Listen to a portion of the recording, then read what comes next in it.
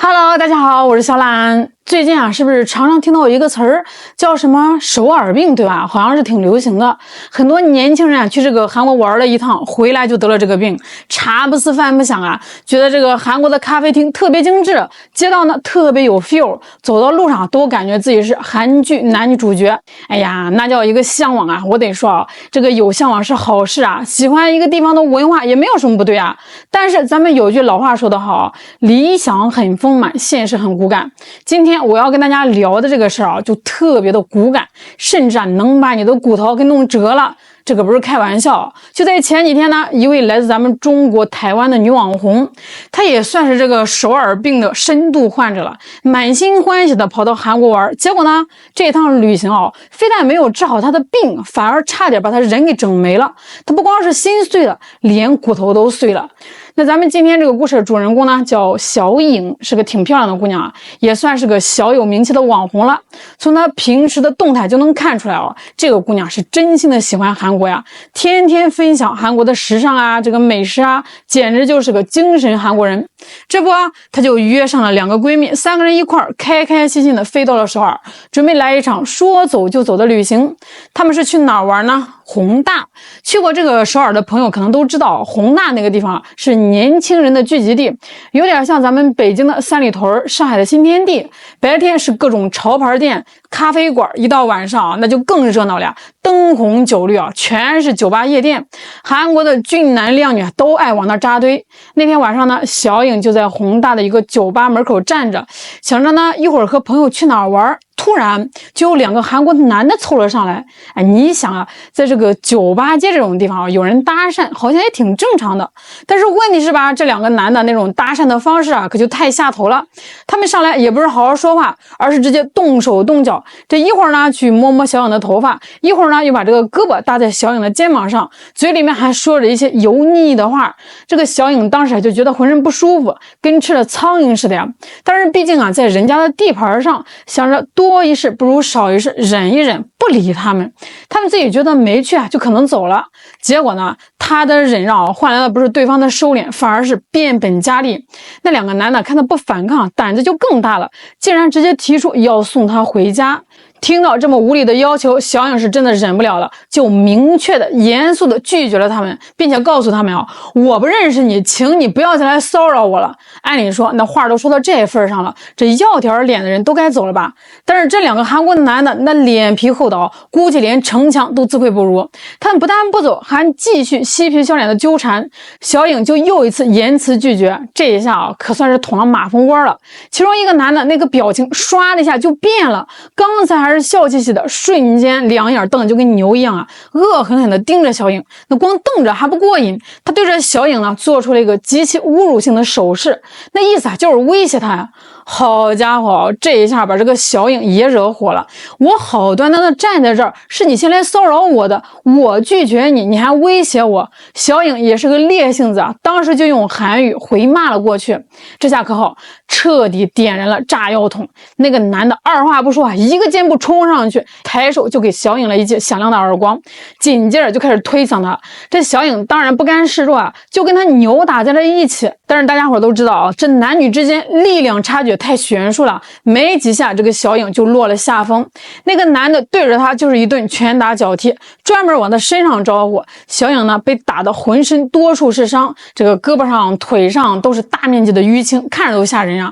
事后到这个医院一检查，更严重的结果出来了，他的手指直接被打到骨折。我的天哪，这光天化日朗朗乾坤啊，就因为拒绝了你的无理搭讪，你就要把一个手无寸铁的女孩打成这样，这还是人干的事儿吗？这简直就是流氓式暴徒啊！你以为这个事儿到这儿就够离谱了？不，朋友们，这还只是个开始啊！接下来发生的一系列事情，那才叫一个魔幻，保证能刷新你的三观。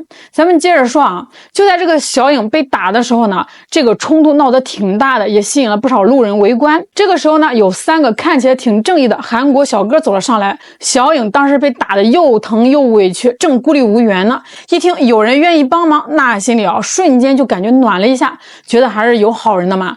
但是吧，这份温暖啊，连1分钟都没持续到。那个打人的韩国男的一看不对劲啊，赶紧跟那3个好心人说了几句话。具体说了啥呢？这个小颖没听清，但是他猜肯定是在解释什么，或者是告知了什么情况。结果呢，这3个原本要帮忙的韩国小哥一听说这个小颖是个外国人，态度立马就变了，摆摆手说这个事儿他们管不了，然后就走了。走嘞，这是什么操作？做好人好事还要先查这户口本，一看是外国人，这正义感就瞬间消失了。这叫什么呀？限定版正义吗？这第一盆冷水就把这个小颖心里那点刚燃起的小火苗给浇灭了。没有人帮忙，只能靠自己。小颖一边拼命的躲闪和阻止那个男的继续殴打，一边哆哆嗦嗦的掏出手机自己报了警。那打完电话，他再也撑不住了，觉得太委屈了，蹲在这个路上就开始嚎啕大哭。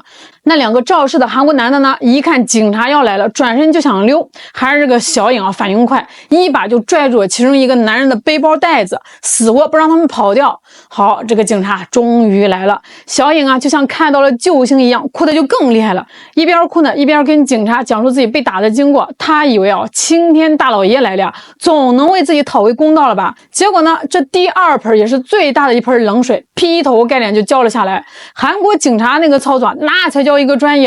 他们到了现场，先把这个小颖呢拉到一边，然后那个警察看着这个哭得梨花带雨的小颖，非但没有一句安慰，反而冷冰冰的反问他：你有什么证据或者是证人能证明你被他打了？小颖当时就懵了，他说：这大街上到处都是摄像头，你们可以去看监控录像啊，这录像里肯定都拍下来了。警察没说去看也没说不去看，他们理都没有理小颖这个茬儿，反而先跑去听那个打人男的一面之词，跟那个男的聊了几句，做了个简单的登记，然后呢，就在小颖目瞪口呆的注视下，让那个打人的男的回家了。对，你没听错就这么给放了。从警察到场到把人放走，整个过程不超过10分钟。小颖彻底傻眼了，他冲上去问警察：就这么算了？他不该为他打人的行为负责吗？结果那个警察呢，一脸不耐烦的让他别哭了，说有什么后续会再通知他。最后呢，他还甩出了一句堪称经典的话，他对小颖说：在我们韩国这种事很常见的。很常见，这是什么？这是执法人员该说的话吗？这是在告诉受害者，你被打是活该，是我们这儿的风土人情吗？这哪里是敷衍啊，这简直就是赤裸裸的不作为和纵容犯罪啊！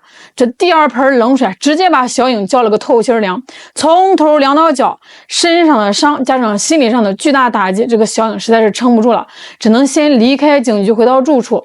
他连医生都来不及看，蒙头大睡了2天，想缓一缓。等他稍微恢复了一点精神，打开手机一看，好家伙，第3盆也是最脏的一盆冷水又来了。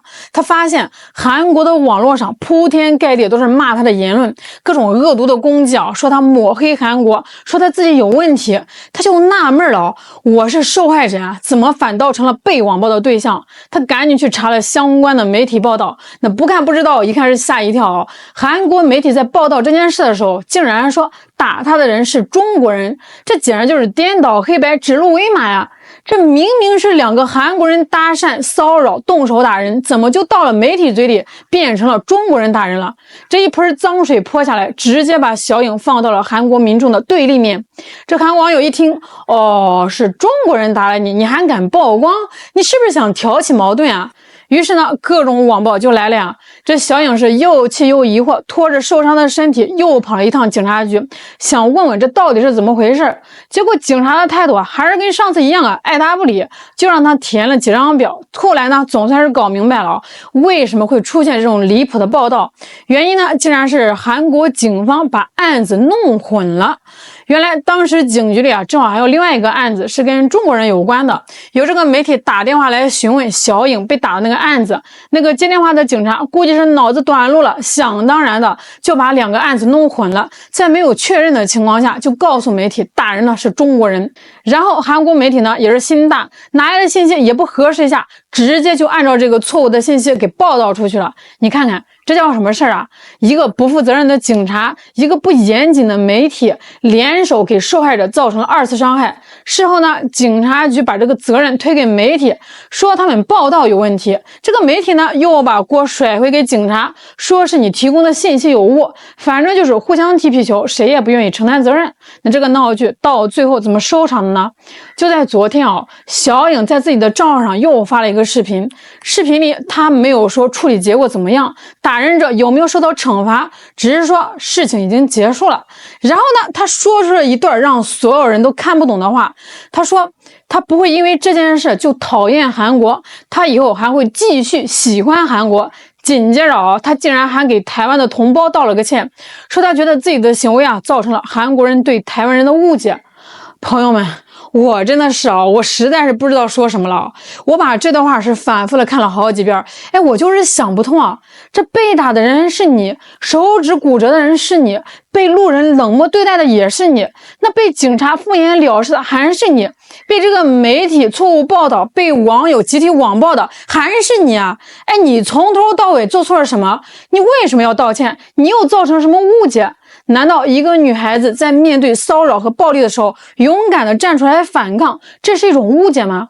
我真是百思不得其解啊！这可能就是所谓的手耳病到了晚期的症状吧？被人打断了骨头，还惦记着说“欧巴，我爱你”。说实话，像小颖经历的这种气愤事儿在韩国还真不是个例。那就在前不久，新闻也报道了，有个韩国的男的就专门在街上找说中文的游客下手，在公交车上听到女孩说中文了，就一路尾随，然后辱骂殴打；在饭店里吃饭，听到隔壁桌说中文二话不说抄起烧酒瓶的就往人头上砸。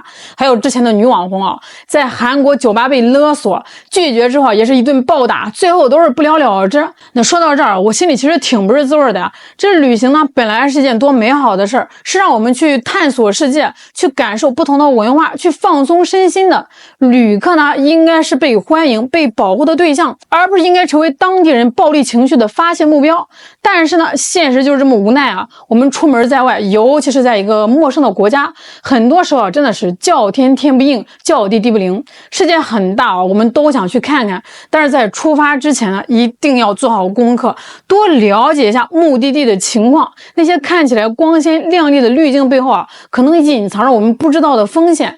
和诗与远方相比咱们自身的安全永远是第一位的，一定要学会保护好自己。好了，今天就跟大家聊到这儿了，希望大家都能开开心心的出门，平平安安的回家。我是小懒，我们下期再见。